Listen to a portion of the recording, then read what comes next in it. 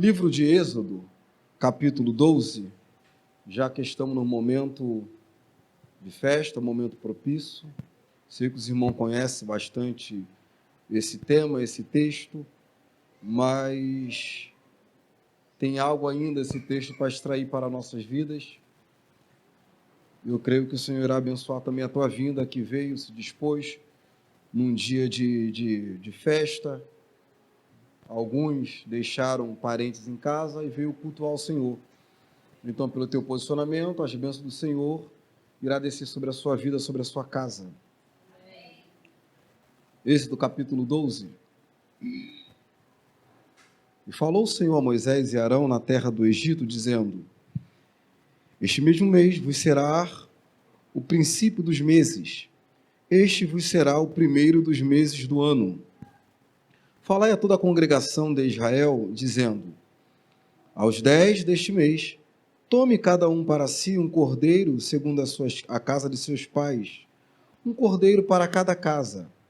Mas, se a família for pequena para um cordeiro, então tome um só cordeiro com seu vizinho, perto de sua casa, conforme o número das almas, conforme o comer de cada um.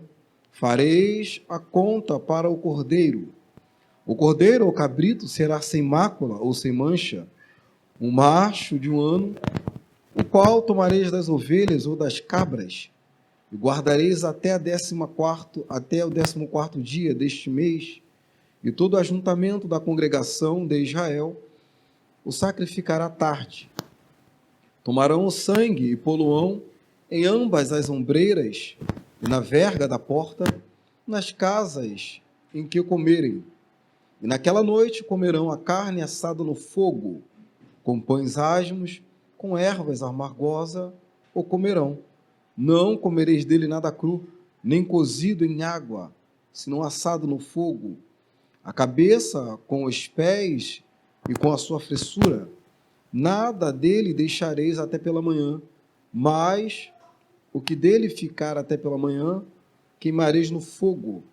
Assim, pois, o comereis, os vossos lombos cingidos, os vossos sapatos nos pés, e o vosso cajado na mão, e o comereis apressadamente. Esta é a Páscoa do Senhor. E eu passarei pela terra do Egito esta noite, ferirei todo o primogênito na terra do Egito, desde os homens até os animais, e sobre todos os deuses do Egito farei juízos. Eu sou o Senhor. E aquele sangue vos será por sinal nas casas em que estiverdes.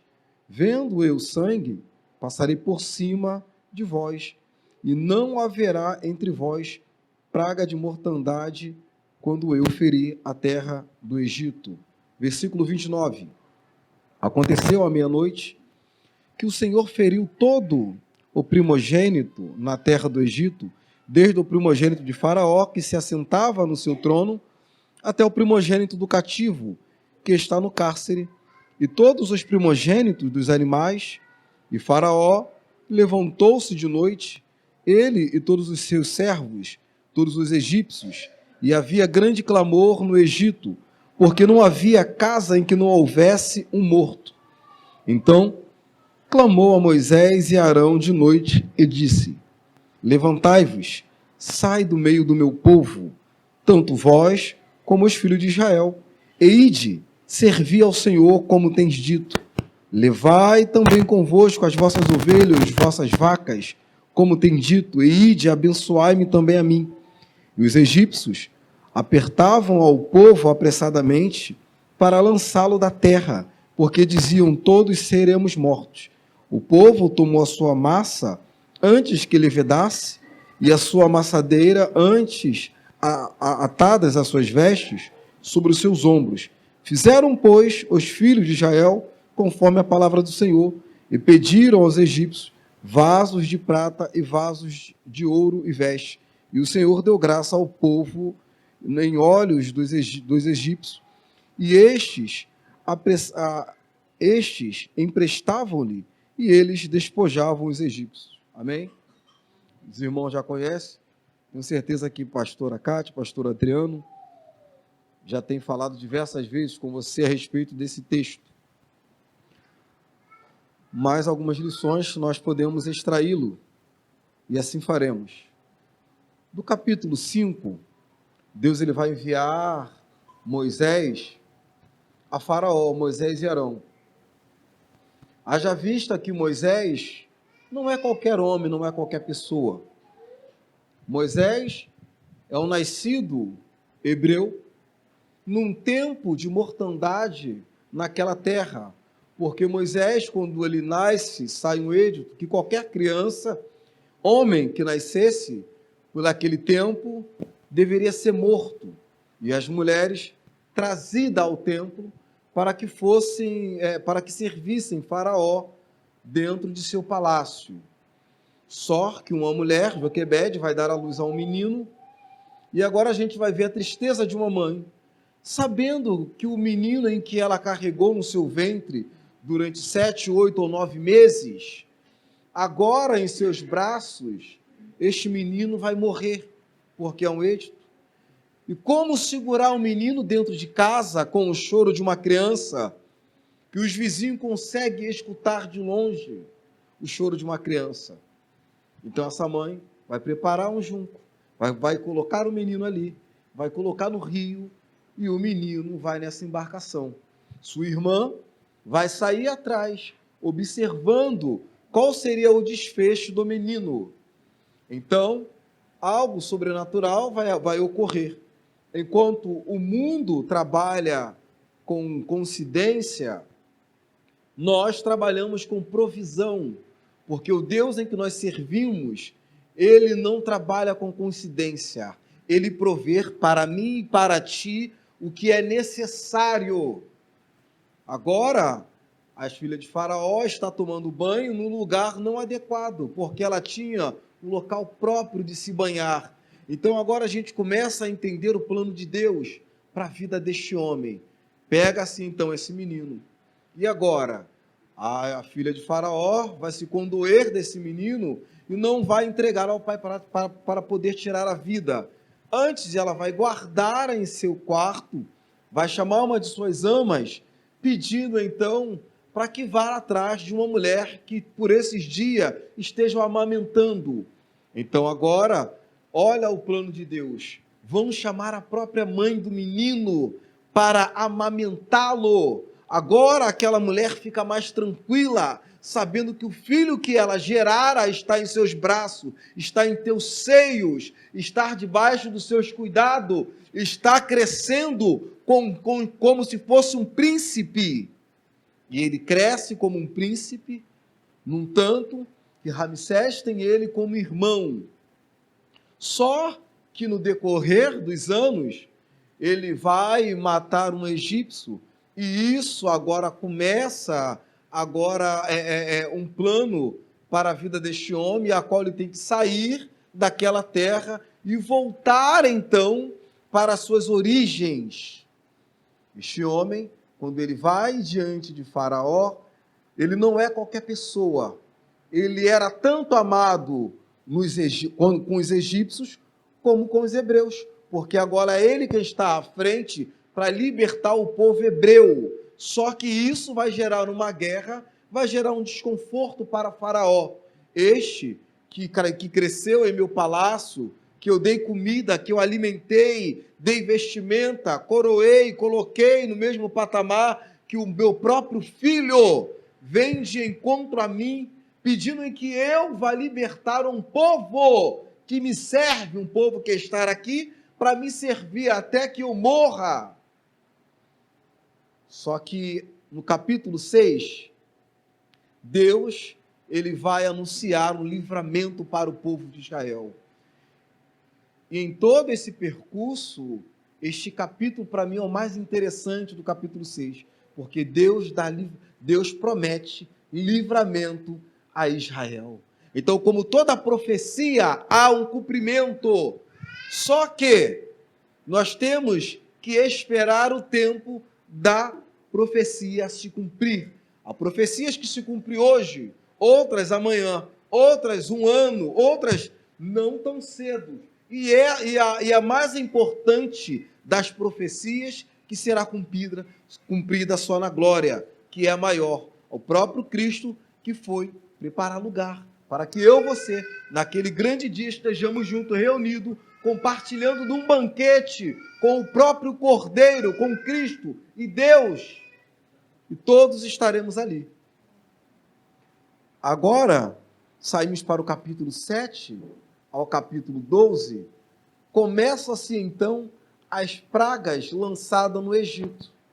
Só que essas pragas, nós precisamos entendê-las com um olhar mais crítico, porque a primeira praga, que é a água transformada em sangue, é uma humilhação que o próprio Deus está trazendo ao deus Nilo Rapi, que é o deus da fertilidade. A segunda, a praga das rãs, a humilhação da deusa Requete, a deusa da fertilidade e ressurreição.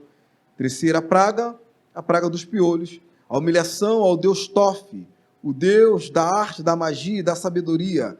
A quarta, a praga da mosca, a humilhação do deus Pitá, é o senhor da magia. A quinta é a peste sobre os animais, a humilhação ao deus Apis Ator Enuti, deus da fertilidade dos animais. A sexta é a praga das úlceras, a humilhação do deus Tifon e deusa Íris, que é o símbolo da cura.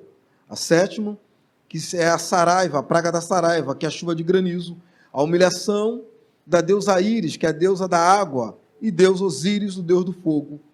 Oitava praga, a praga dos gafanhotos, é a humilhação do deus do ar, que é o deus Shu, e o deus Sebeque, que é o deus inseto. A nona é a escuridão do sol, a humilhação do deus Sol, que é o deus Ra. E a décima, que é a morte do primogênito, é a humilhação dos filhos de Ra, dado ao deus Amon-Ra. Então, notemos que não é uma mera coincidência. Deus trabalha com provisão.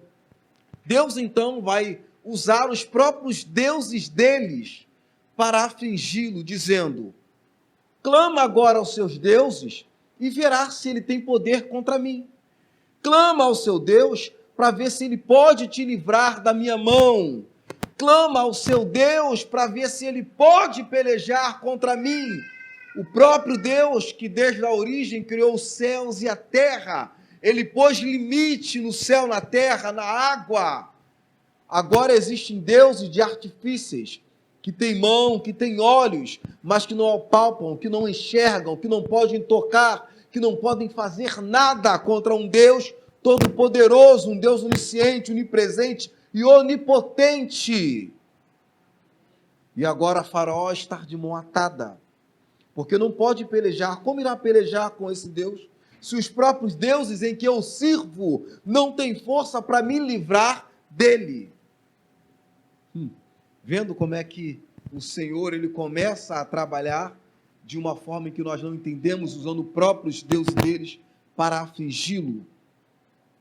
E esses homens que estão junto com Faraó, os magos, sem nada a poder fazer, Faraó não tem agora outro recurso a não ser ter que libertar o povo de Israel.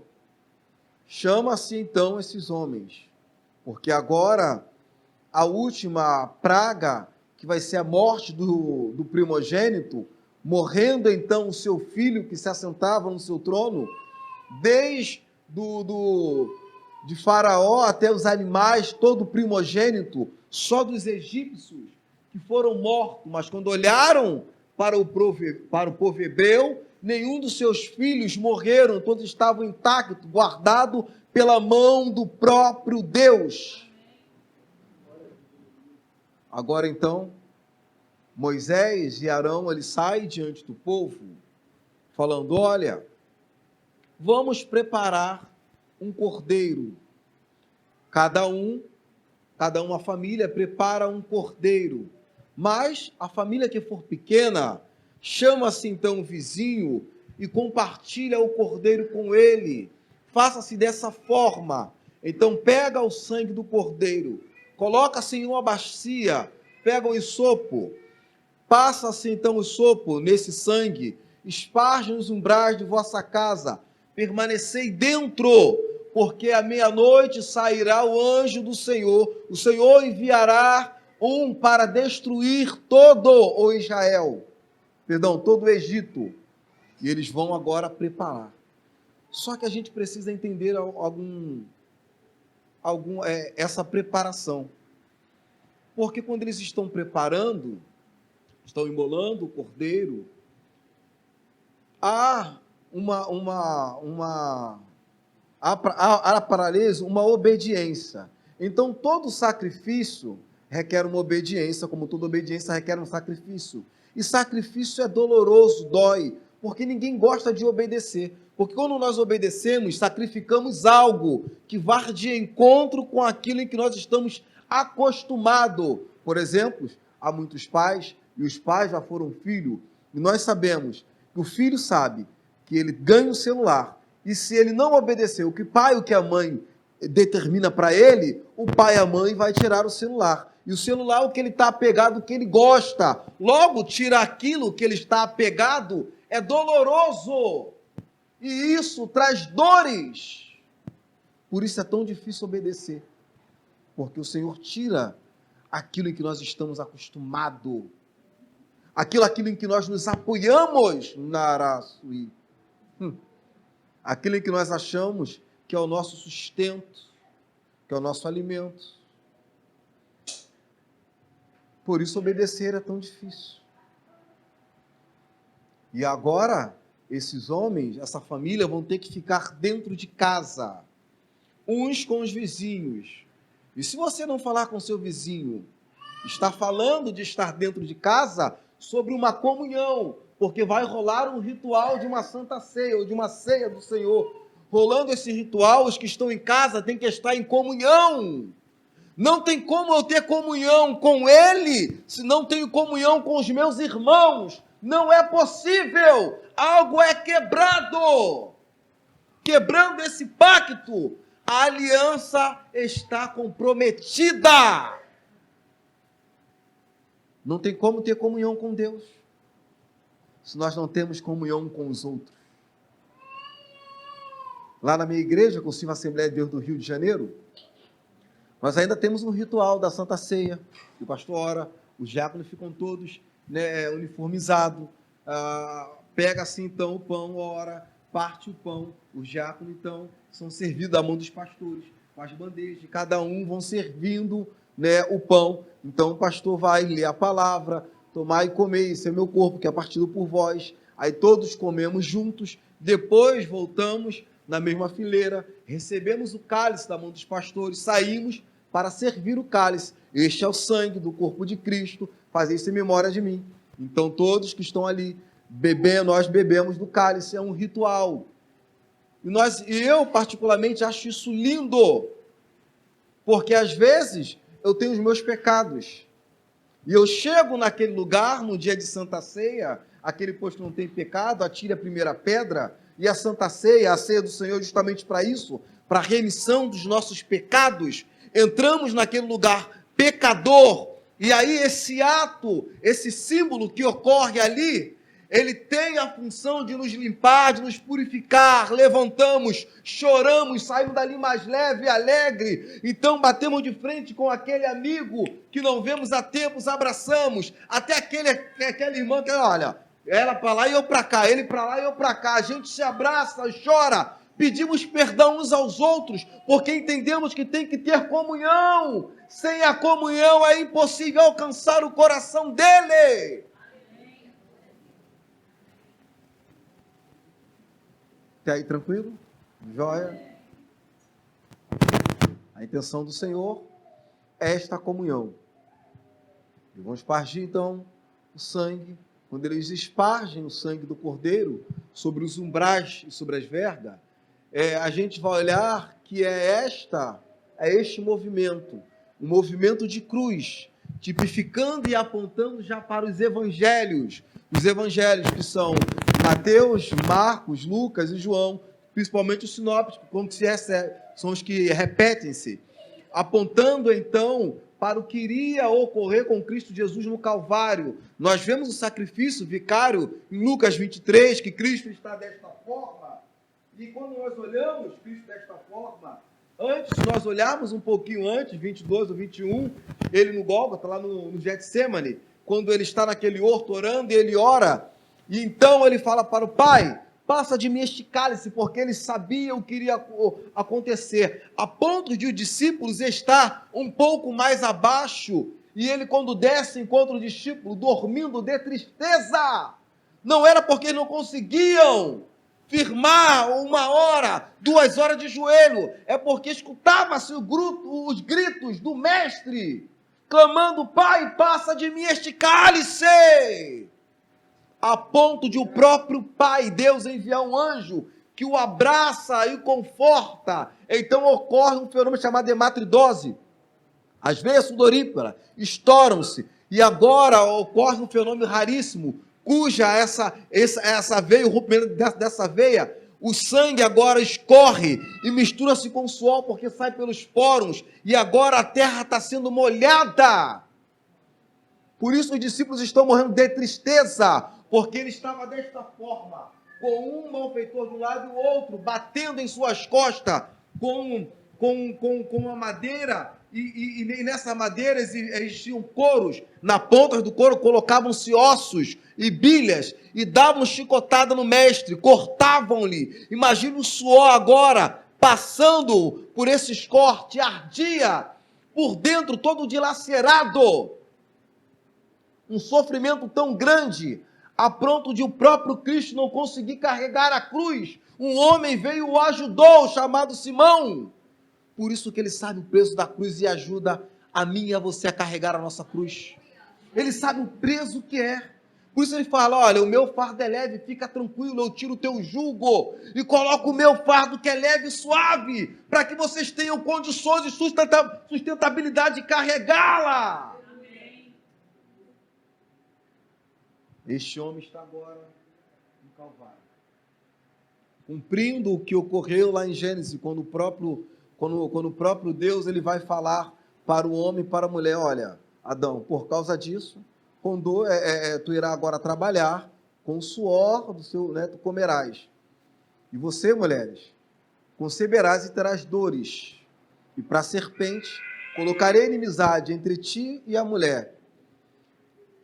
E a semente da mulher ferirás a tua cabeça, e tu lhe ferirás o calcanhar. Apontando então para o que iria ocorrer no Calvário, porque cabeça é Gólgota, significa caveira.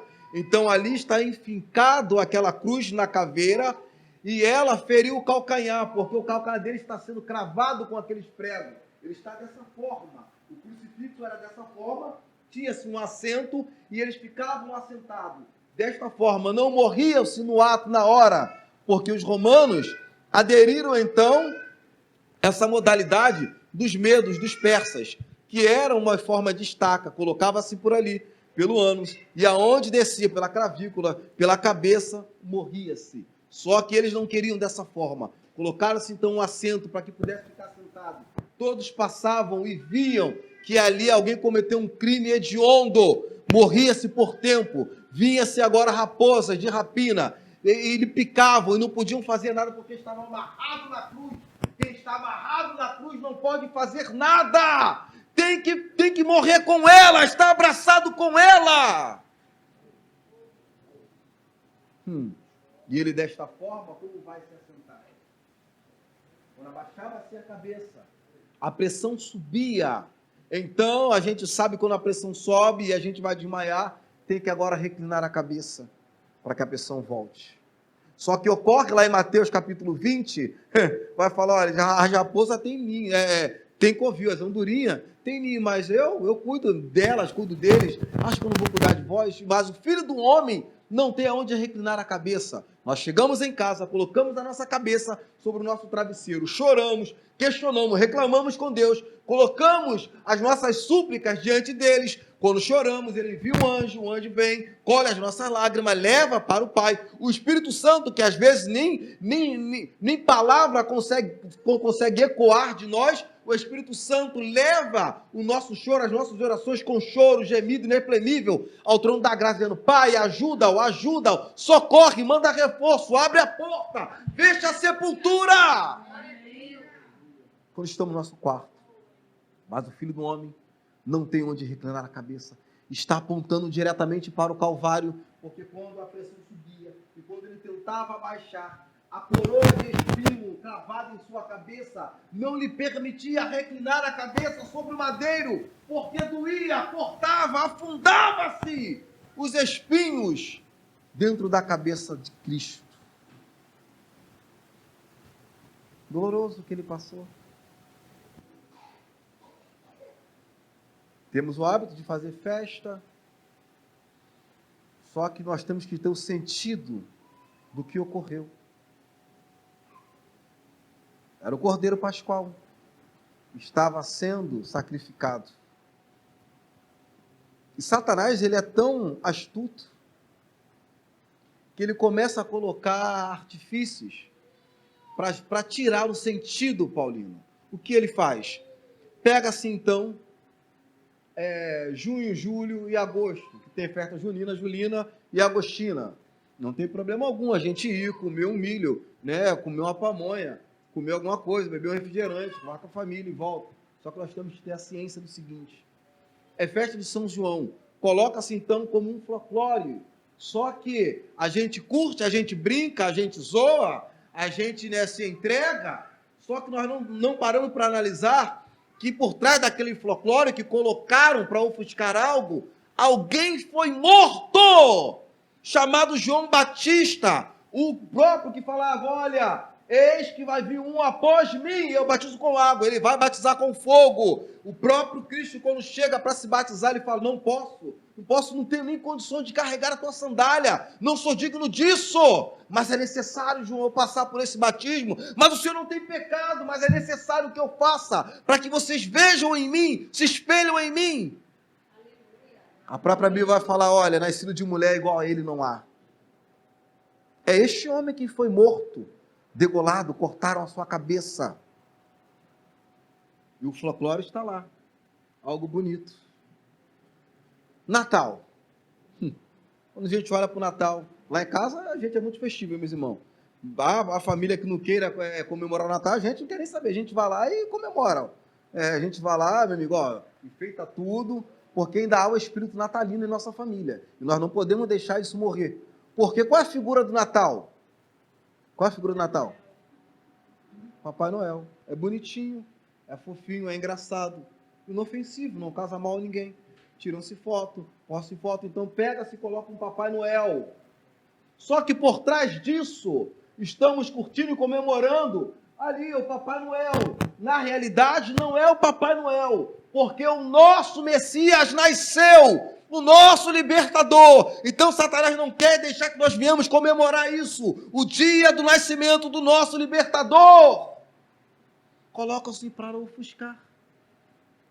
Chegando na Páscoa, qual é o personagem da Páscoa? Ele põe ovos de chocolate. Mas não é bom? Tem muitos que gostam mais, né, que são os chocolates, outros menos. Uns gostam daquele mais amargo, outros gostam daquele bem doce. É bom, chocolate é bom, gostoso. Colocam-se, então, esses apetrechos para que a gente se prenda a isso. Mas, na realidade, o ritual que está ocorrendo é que um cordeiro está sendo morto, se sacrificando por mim e por você, pelos meus e pelos seus pecados. Então, Satanás, ele é astuto e coloca um monte de adereços para que a gente venha tirar o foco do real sentido. Só que o cordeiro, que está sendo imolado em Êxodo, apontando uma tipologia do que iria ocorrer lá nos evangelhos, é algo mais profundo, como foi falado, como só um rostinho bonito de um coelhinho, ou chocolate, ou o que seja. Porque ali agora o povo estava sendo liberto. Enquanto na nona praga, que houve a escuridão do sol, e lá no Egito não tinha luz alguma, não conseguia se ver a um palmo. Os hebreus havia-se luz, porque estavam preparando o cordeiro. Porque enquanto um lado era afetado, o outro não era afetado, por causa da obediência ao Senhor. estavam preparando o cordeiro e o ritual, para que quando o espírito da morte passasse, eles estariam prontos. No entanto, que quando o espírito da morte passa à meia-noite, nós temos, deixa eu abrir uma aspa, à meia-noite. Não sei com vocês, né? Mas vou falar de experiência comigo. Eu trabalho em condomínio, trabalhei hoje, vim de lá para cá. Hoje lá bastante morador receberam visitas. Só que como eu trabalho no Flamengo, uma rua nobre, ali do bairro, né? Que é a rua Rui Barbosa, eles têm muito dinheiro, eles têm bastante condição. Só que eles colocam o amor, o Deus dele é o dinheiro. Eles colocam tudo na frente. Primeiro eles colocam o dinheiro. Eu tenho dinheiro, eu posso. Eu tenho dinheiro, eu faço. Eu tenho dinheiro, eu mando. Eu tenho dinheiro, eu desmando. Só que ocorreu um tempo da pandemia que nem com todo o dinheiro puderam salvá-los. Há pessoas lá que ainda hoje usam máscara com medo da pandemia que passou. E a gente, que não temos muito dinheiro, ou até pouco, colocamos o nosso Deus na frente. Quando o nosso Deus vai na frente, não há doença que possa pairar diante dele, seja ela de ordem espiritual ou ordem clínica. O nosso Deus é um Deus que não ainda cura, ele cura e ponto. Ainda é uma condição. Se ele quiser curar, ele cura. Se ele não quiser, mas ele cura. E aí, dois funcionários da noite, que já eram de idade, não puderam trabalhar à noite. Então, um plantão tirava 12 horas e outro plantão nós tínhamos que revezar para fazer 24 horas. E quando tirava 24 horas, já me preparava para a noite, descansava, e chegava lá, liberava o rapaz e ficava à noite. À noite a gente fica sozinho. Quando chega perto desse horário, meia-noite, as vistas já começavam, o presbítero Kleber, a já cansar. E aí eu fui, desliguei a televisão e falei, vou tirar um cochilo. Olhei para um lado e para o outro, olhei para a câmera e quando eu comecei a cochilar, o elevador, pum, sobe. A gente escuta, porque o elevador faz barulho, então a gente só vai descer alguém. A gente já fica alerta. Então eu me levantei para que quando alguém passasse, me visse ali em pé. Porque com sono, de repente, a gente poderia dar uma... Ele para no quarto, para no quinto, no 16º, 17º, vai para o 8º, para no 11º, no 15º. E eu fiquei olhando, observando pela câmera, não entrava ninguém. E ele desce para o térreo. Quando ele desce, quando ele vem descendo, chegando no segundo, eu comecei a me arrepiar e senti uma dor na nuca. Então eu lembrei de mamãe. Mamãe partiu, mas o ensinamento de mamãe é para a vida toda. Me afastei aos 14 anos, e quando eu me afastei, fiquei perdido durante 18 anos, mais ou menos.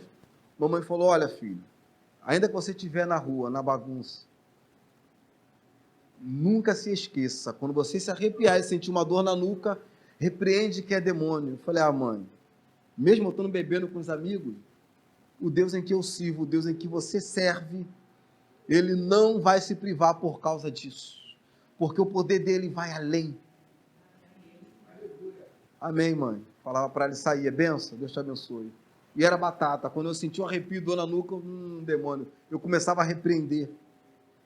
E quando eu repreendi, até que aquela dor na nuca sair. Então eu falei, opa, o laço já foi cortado. O que foi armado para mim foi desfeito. E eu lembrei de mamãe.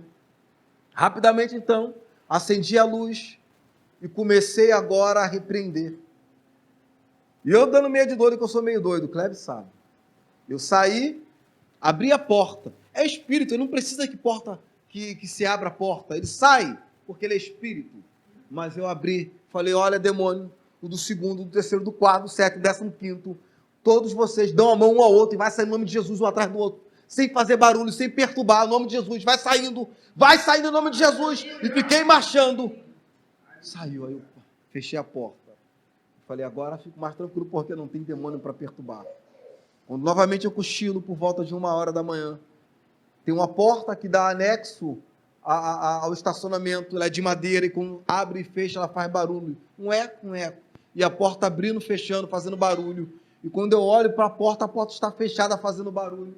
Novamente um arrepio. Eu falei, Satanás, está arrependido. E comecei a repreender, e aí o demônio sai. Falei, agora vai dar, quase 3 horas da manhã. Os olhos já não aguentavam mais. E quando então eu cochilo, eu começo agora a ouvir legiões marchando na Araçuí. E quando eu olho, Ramão, não tinha ninguém, aquelas pegadas me rodeando. E a voz não conseguia mais clamar. Raná, show. Mas eu tenho uma Bíblia que alguns que são evangélicos deixamos lá.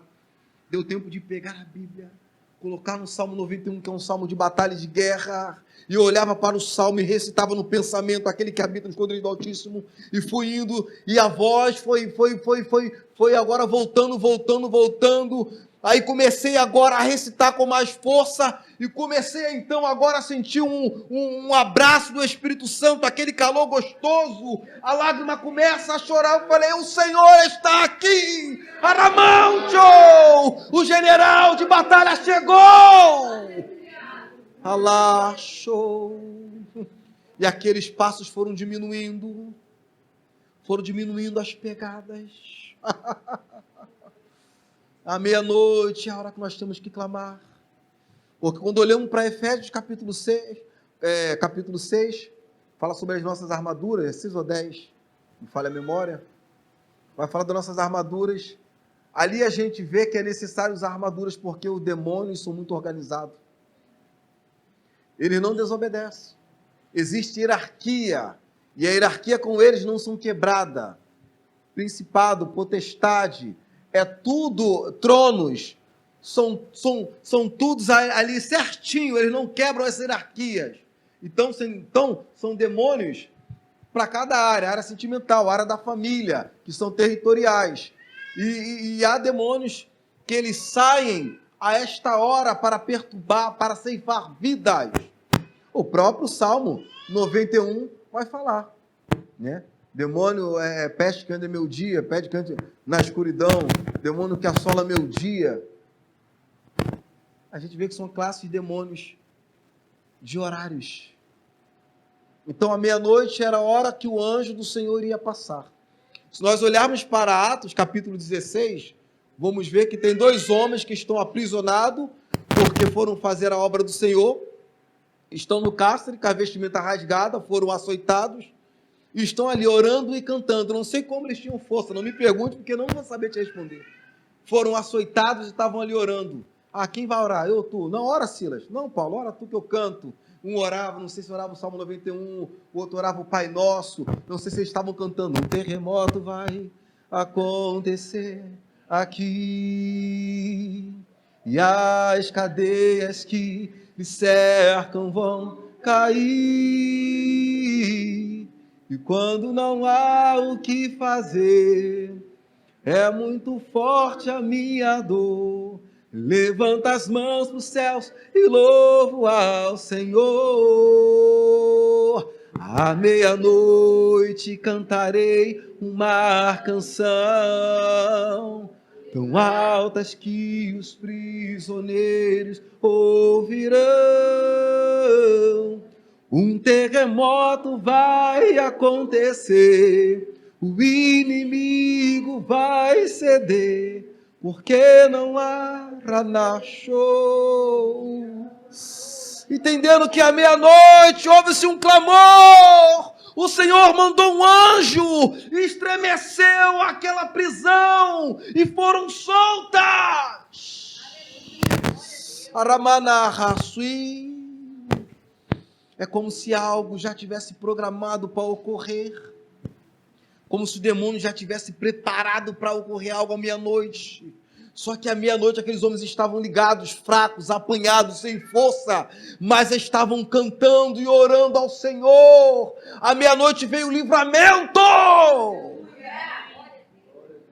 Por isso que lá os egípcios, à meia-noite, houve-se um clamor de dor, porque o anjo da morte estava passando, Ramão, show, e não houve um primogênito naquele lugar que ficasse vivo.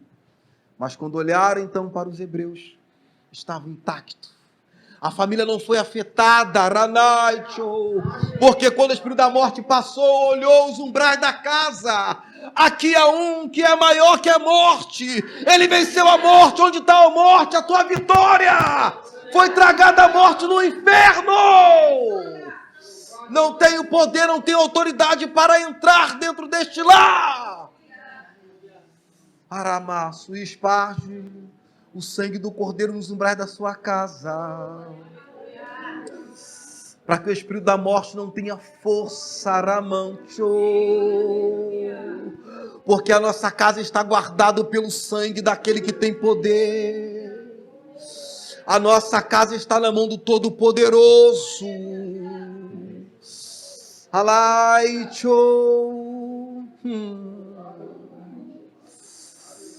E quando passou, detectou que nada ocorreu com os hebreus. Porque o sangue de Cristo, que tem poder para nos lavar, nos purificar, naquele momento era o sinal de livramento nas casas. Não dá para falar muito, porque a hora já se vai. O presbítero Cleber falou que eu podia ir até meia-noite, aí já vira mini vigília, né? Sei que eu era doido, amor. Tem gente comigo aí, hein? Quando nós olhamos para João, capítulo 10, a gente vai olhar que João vai falar, olha, eu sou a porta. O próprio Cristo falando, eu sou a porta. E o que eu gosto, acho maravilhoso de Cristo, que quando nós precisamos de água, né, ele fala que ele é água para saciar a nossa sede. Quando precisamos de alimento, ele fala, eu sou o alimento. Quando nós precisamos de uma provisão de uma porta, ele fala, eu sou a porta. Por isso o sangue não podia ser colocado em qualquer lugar. Não podia ser espargido no chão, porque o sangue de Cristo não pode ser pisado. E as nossas ações, ao contrário ao mandamento, pisamos no sangue dele. Por isso que nós temos que ter ciência que não podemos pisar no sangue de Cristo. Por isso que temos que vir para a ceia, pedir perdão. Temos que pedir perdão todos os dias, não só na ceia. Entrar no quarto e falar, Senhor, me perdoa porque eu pequei. Mas o pecado que eu pequei ontem, não posso pecar hoje. Porque já temos ciência. Todo dia nós falhamos, temos que pedir perdão ao Senhor. O sangue de Cristo, quando nós pisamos, nós transgredimos e atraímos maldição para as nossas vidas. Se nós olharmos também Isaías, capítulo 6, vai falar que os umbrais da casa se moveram. E a gente olha que não foi qualquer parte, foi os umbrais. Então, algo tem de interessante, algo tem uma profecia, algo tem um mistério na porta. O próprio Cristo se coloca como porta, falando, eu sou a porta. Ninguém vai ao Pai a não ser por mim. Então nós temos que ir a Ele. Ele é a porta. Ele é a salvação.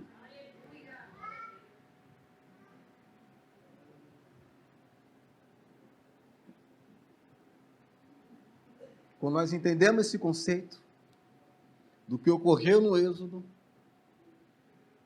levamos então para os evangelhos. Agora entendemos o real sacrifício de Cristo. Porque Satanás ele tenta tanto tirar esta memória, porque esta memória vai falar de morte e ressurreição de Cristo, mas de uma forma que Cristo veio e morreu para libertar, ressuscitou e hoje vive e reina para sempre. Por isso Satanás sabe disso. Ele sabe que não tem força contra o Todo-Poderoso. E ele sabe que quando nós nos colocamos na brecha, quando nós fechamos a brecha, ele não tem força conosco. Por causa da nossa força? Não, porque nós somos fracos. O próprio Paulo vai falar isso em Coríntios, olha, quando pensa que sou fraco, nele eu sou forte. Quando estou fraco, nele encontro força. Quando não tenho condição, nele eu me torno com condição. Se Cristo habitar em nós, nós habitarmos nele, fica tudo mais fácil. Não as lutas, porque as lutas vão vir, mas mais fácil de suportar. Porque o evangelho é suportar. Por isso, Coríntios, quando fala lá, pode ainda o metal, o sino, sonir, falar em língua estranha, mas se não tiver amor, a caridade, nada disso adianta. Suportar um ao outro. E a palavra suportar vem de embaixo, portar, de carregar. Quem está embaixo carrega água ou carrega alguém. Com Cristo a gente consegue suportar. Então para com essa mania de falar que não consegue suportar quem está do teu lado. Na mão, show, elebaço, porque você consegue. Não era agricultor, não era marceneiro, não entendia nada, foi dado um projeto a ele. E foi mole para ele construir, porque o Senhor deu a planta tudo, deu madeira, tudo como é que iria fazer. Isso foi a parte mais fácil. Mas durou 100 e poucos anos, mas foi fácil. A parte mais difícil foi para colocar os animais, todos ali. A serpente sem picar ninguém. O leão sem rugir para ninguém. Não podia devorar um ou outro, estavam todos ali, no mesmo lugar, na mesma embarcação, em harmonia. Um suportando ao outro. Olha o que é o evangelho, é suportar uns aos outros. Não por mim, nem por vocês, mas por amor dele. Ele sai apressadamente, porque Faraó acorda os seus servos, seus súditos, mandam chamar então esses homens. Olha Moisés, olha Arão, vazam daqui, vai rápido, mas antes de ir, nos abençoa, porque não temos como ficar amaldiçoado por causa do seu Deus. Pega o teu povo, pega o seu gado, o seu rebanho e vá, seja livre, seja liberto, vá adorar o seu Deus. Então ele sai apressadamente, porque a ordem do Senhor era quando ocorresse essa ceia, para que eles estivessem ataviados, calçados e com cajado na mão, simbolizando que nós não sabemos a que hora Cristo virá, temos que estar prontos, ataviado, vestimenta, calçados na preparação do Evangelho, e com cajado na mão, simbolizando a autoridade. Eles saíram apressadamente, levando então ouro e prata que pediram emprestado, e ali aqueles homens, mulheres, crianças, anciãos, saíram cantando o hino da vitória, o hino de libertação, porque o que aconteceu na Páscoa, eles foram libertos de uma escravidão de 430 anos, com a mente presa. Ainda há pessoas dentro da igreja que está 2, 3, 4, 10 anos, mas com a mente presa. E era necessário passar então por esse ritual, que era um processo de libertação. Não tem como eu fazer nada novo se a tua mente ainda está presa ao passado. Precisa ser liberto.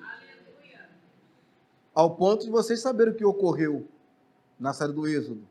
Um trajeto que era curto, eles ficaram dando volta, para poder libertar, com saudade do alho, do pepino, do deserto, das cebolas, com saudade. Deus falando, olha, chega de manhã e envia o pão, o padeiro está lá.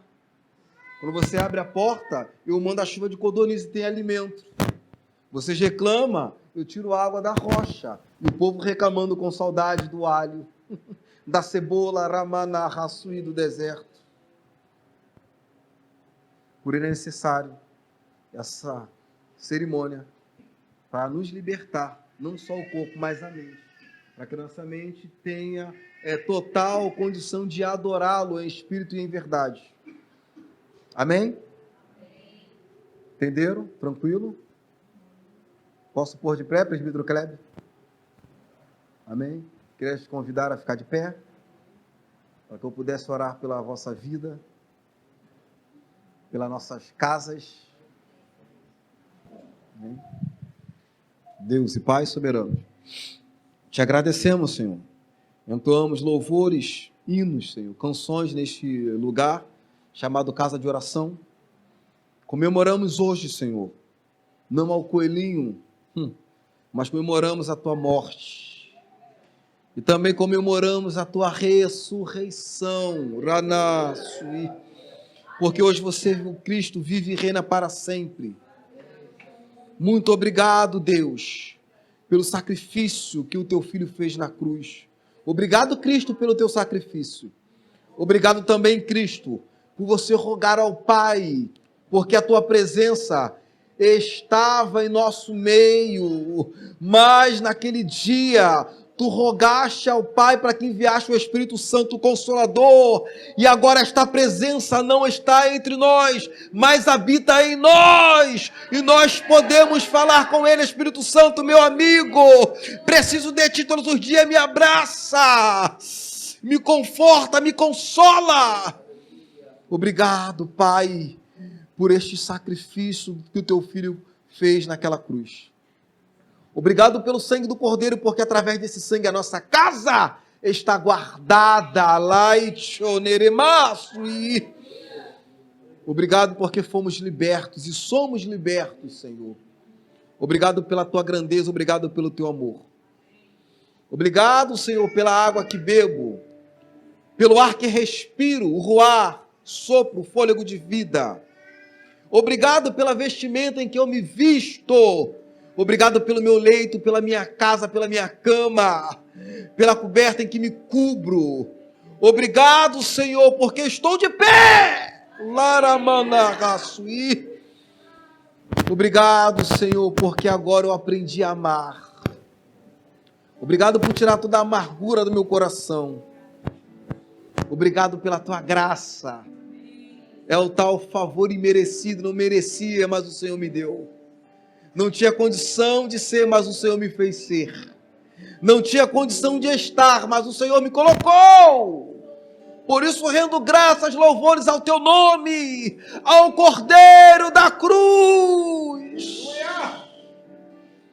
Pai, muito obrigado, no nome que há no teu Filho amado Cristo Jesus. Abençoa o povo, Senhor, que saiu das suas casas, vieram, Senhor, num dia de festa, mas vieram congratular não comigo, não com o presbítero Klebe, mas vieram congratular com o Cordeiro Santo que está no nosso meio. Deus, muito obrigado, é o que eu te peço e te agradeço. No doce nome do teu Filho amado Cristo Jesus. Amém.